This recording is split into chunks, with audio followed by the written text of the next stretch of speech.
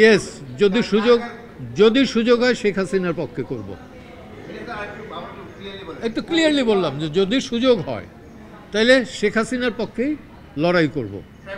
Tribunal কেন, সব মামলাতেই না। অবস্থান আমি পরিবর্তন করি না তো। আমি আবারও বলি আমি আছি নিপীড়িতর পক্ষে অলওয়েজ। আপনার কাছে কি মনে হয় যে শেখ হাসিনা নিপীড়নের শিকার হতে যাচ্ছেন বা হচ্ছেন? হ্যাঁ, অবশ্যই রাজনৈতিক নিপীড়ন। শেখ হাসিনা রাজনৈতিক নিপীড়নের শিকার হচ্ছেন। ব্যর্থ কি এখন হয়ে যায় না? আপনি কি মনে করেন মিডিয়ার স্বাধীনতা আছে, গণমাধ্যমের স্বাধীনতা আছে পূর্ণমাত্রায়? Not at all, I don't believe it. আগে ছিল গণগ্রেপ্তার, এখন হলো গণমামলা। তো গণগ্রেপ্তার মামলা হলে পরে তো গণমামলা হলে পরে গণগ্রেপ্তার হবে, এবং এর ভিকটিম আমিও ছিলাম, এবং সেটাও বললাম যে আমি ভিকটিম ছিলাম এবং আমি বেইল পেয়েছি। এবং সেখানে অ্যাটর্নি জেনারেলের office, particularly additional attorney general mister Abdul Jabbar Bhuiyan, তিনি কোর্টে দাঁড়াই বলছেন যে আমাদের কোনো আপত্তি নেই, অর্থাৎ সরকারের কোনো আপত্তি নেই আমি বেইল পেলে পর।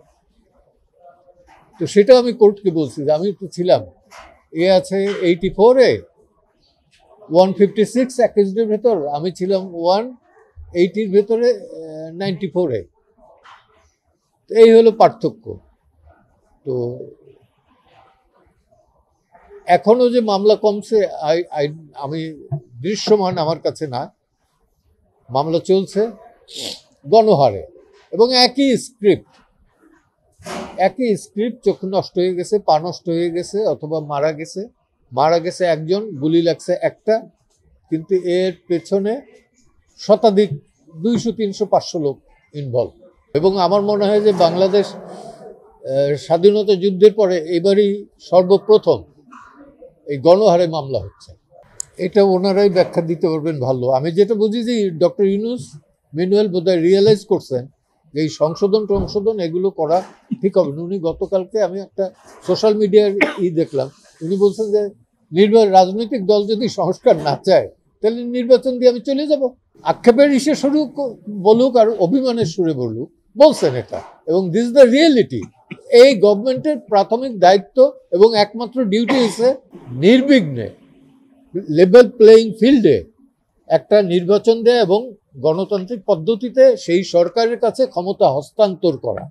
Nothing else. এই সরকারের কোনো দায়িত্ব এবং কি বলবো যে রেসপন্সিবিলিটি নাই, লায়াবিলিটিস আছে অনেক।